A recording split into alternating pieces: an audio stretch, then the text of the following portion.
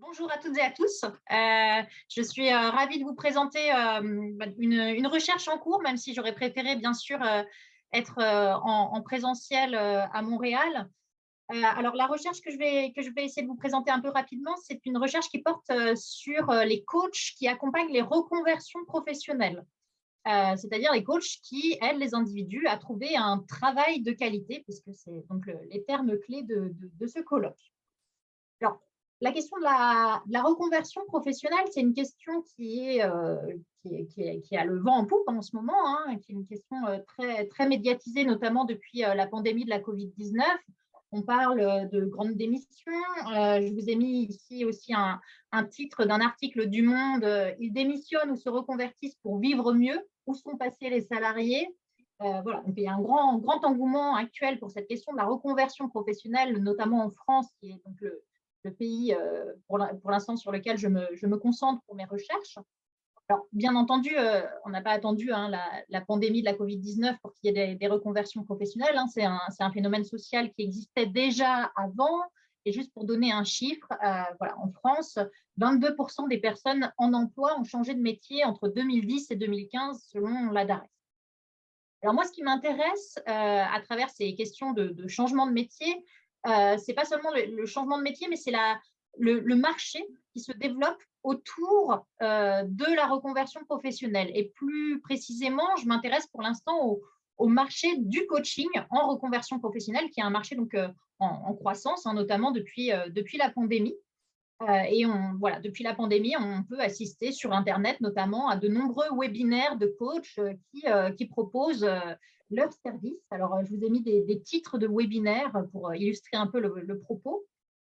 Les 4 étapes pour créer le job de vos rêves, retrouver de l'élan pour dénicher le job qui vous correspond, réussir sa transition professionnelle, et de multiples autres. Mais donc, je m'intéresse en fait à des professionnels qui vendent des services payants d'accompagnement des transitions professionnelles pour des salariés très diplômés, des cadres hein, en réalité, qui ont les moyens de se payer un coaching, parce que ça coûte entre 2 000 et 3 000 euros, et qui sont des cadres qui sont professionnellement insatisfaits dans leur emploi du moment. Donc, vous voyez toujours mon écran? Oui, parfaitement. D'accord, merci.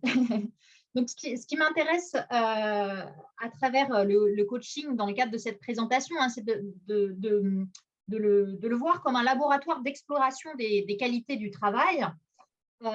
Et la question de recherche un peu générale, hein, c'est qu'est-ce qu'un travail de qualité aujourd'hui pour les travailleurs et travailleuses des classes moyennes et supérieures? Alors, pourquoi classes moyennes et supérieures? Parce que, comme je l'ai dit, hein, les coachs s'adressent davantage à des cadres, donc c'est celles-là et ceux-là que je vais davantage pouvoir investiguer.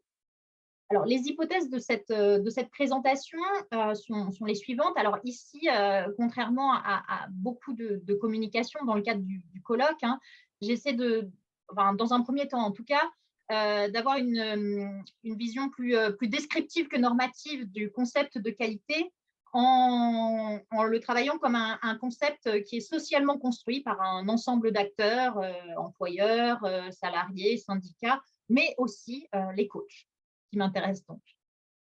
Et l'idée, c'est que l'analyse du coaching doit permettre de repérer les attentes contemporaines, donc des membres des classes moyennes et supérieures vis-à-vis du travail et de l'emploi. Mais il s'agit aussi de regarder les coachs elles-mêmes et eux-mêmes, dans la mesure où elles-mêmes et eux-mêmes sont porteurs et porteuses d'attentes vis-à-vis du travail et de l'emploi, et avec l'idée que ça peut avoir une influence, ces attentes personnelles, sur leur travail d'accompagnement.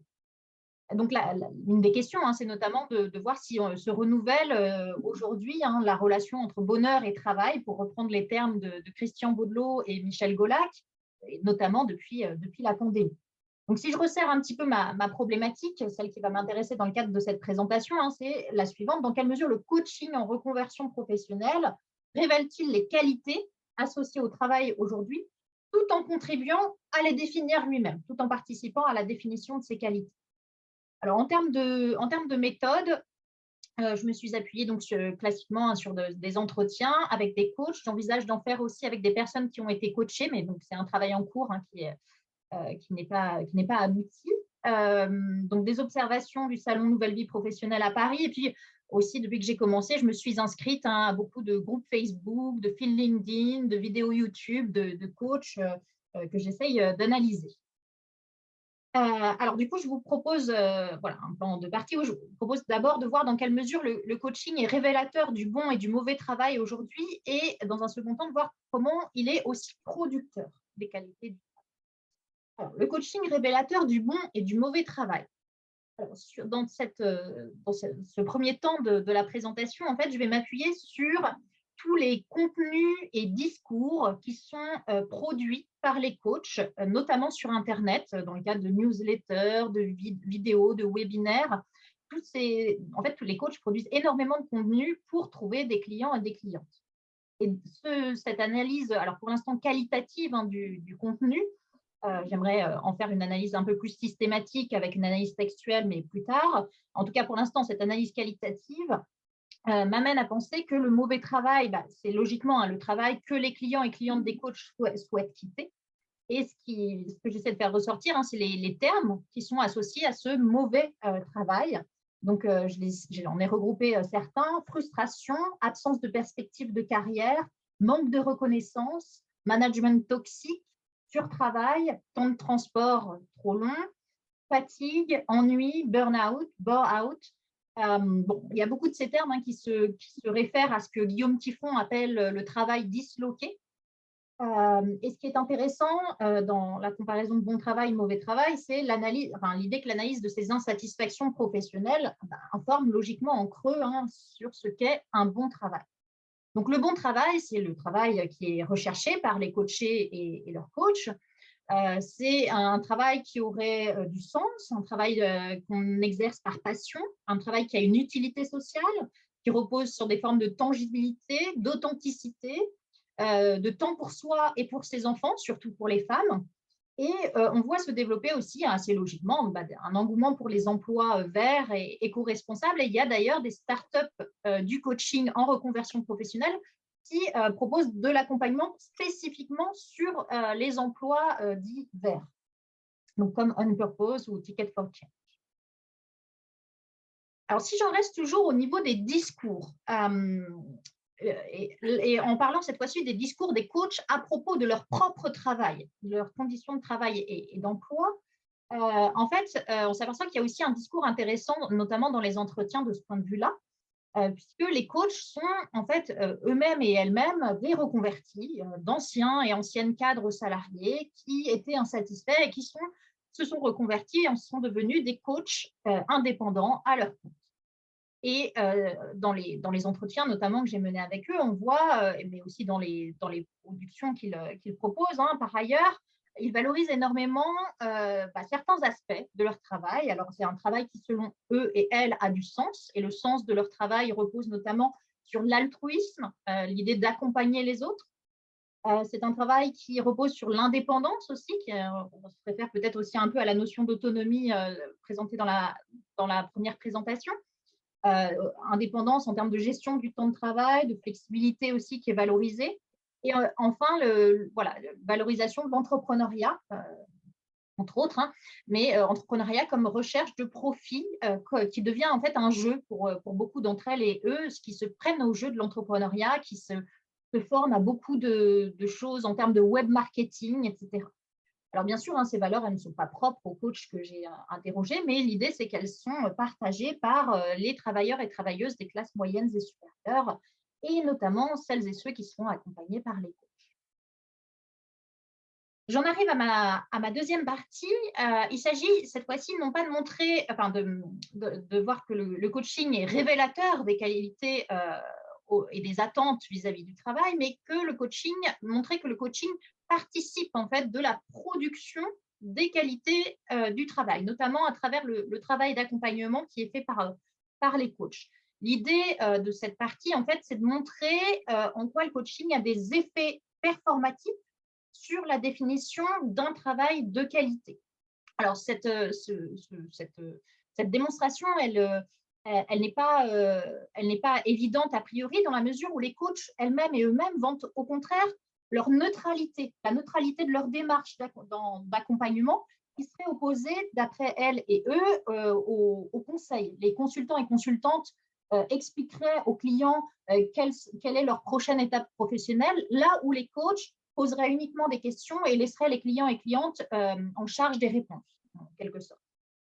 Alors, selon moi, enfin, selon mon analyse sociologique, l'influence des coachs sur les attentes vis-à-vis du travail, elle tient notamment à leur trajectoire sociale et à leur positionnement socio-économique. Et c'est ce que je vais essayer de démontrer à travers trois types d'influence brièvement.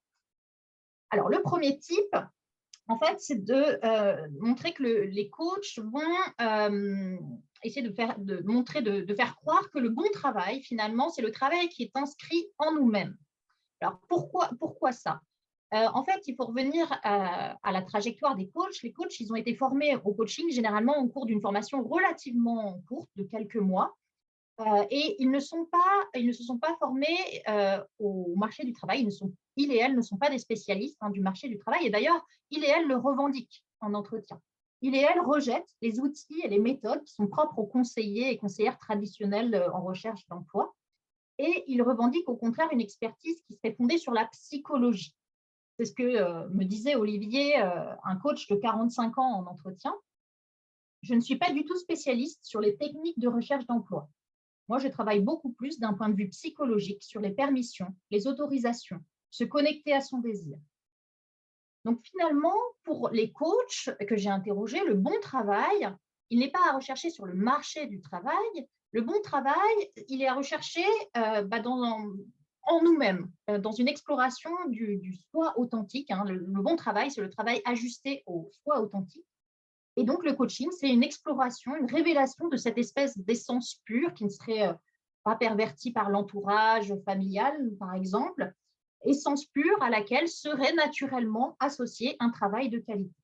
Donc, on est dans une approche très, très individualisante pour laquelle les qualités du travail différeraient d'un individu à l'autre. Deuxième type d'influence que j'ai nommé l'idéologie du changement. En fait, les coachs en reconversion professionnelle, assez logiquement, ils vont faire du changement leur fonds de commerce, la base de leur business en quelque sorte. Donc, ils vont promouvoir l'idée que la mobilité sur le marché du travail est nécessaire pour atteindre le travail idéal et trouver sa place, c'est-à-dire finalement sa vocation qui serait inscrite par nature au plus profond de l'individu. Et cette idéologie du changement, elle se traduit par tout un tas de discours mélioratifs et performatifs sur le changement. Il s'agit notamment de balayer la peur du changement qui est jugée néfaste et qui justement mérite d'être accompagnée par un coach. Merci. Donc, il s'agit de balayer les freins psychologiques pour se reconvertir avec confiance. Il s'agit, selon le salon, enfin, ce que j'ai observé dans le salon Nouvelle Vie professionnelle, de se défaire de ses croyances limitantes ou du syndrome de l'imposteur pour changer. Alors, des changements radicaux, mais aussi des petits changements qui sont valorisés et qui sont relayés notamment par les médias, notamment depuis la Covid-19.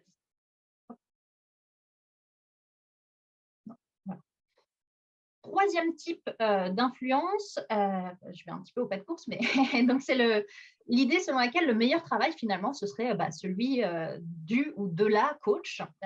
En fait, l'expertise des coachs en matière de travail, elle est finalement limitée à leur seule expérience professionnelle, à leur expérience de reconversion. Et celle-ci va dès lors influencer la manière dont les coachés eux-mêmes et elles-mêmes vont envisager leur travail. Et cette influence, enfin, ce que vous observez, c'est qu'elle est renforcée par l'homologie entre le coach et le coaché, enfin, cette influence et les deux autres également d'ailleurs. Alors, homologie ou homologie structurale, disait Pierre Bourdieu, donc entre le vendeur et la vendeuse, c'est-à-dire que le coaching des femmes se fait par des femmes, le coaching de seniors se fait par des coachs plus âgés, etc. Et cette ressemblance sociale, en fait, dans l'accompagnement, elle va favoriser finalement la projection et l'identification vis-à-vis du coach. Et finalement, favoriser aussi la transmission de manière spécifique d'évaluer et de valoriser le travail.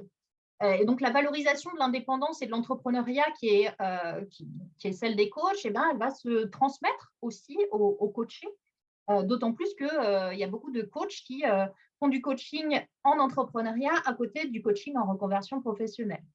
C'est aussi l'activité de coaching elle-même qui est valorisée. Et d'ailleurs, on voit beaucoup de coachés qui deviennent coachs à leur tour à l'issue de leur coaching. Voilà, donc un ensemble de qualités du travail qui sont partagées par les coachs et au-delà des coachs. J'en viens à ma conclusion. Oui. Du coup, la conclusion sur les conditions de travail et d'emploi des coachs.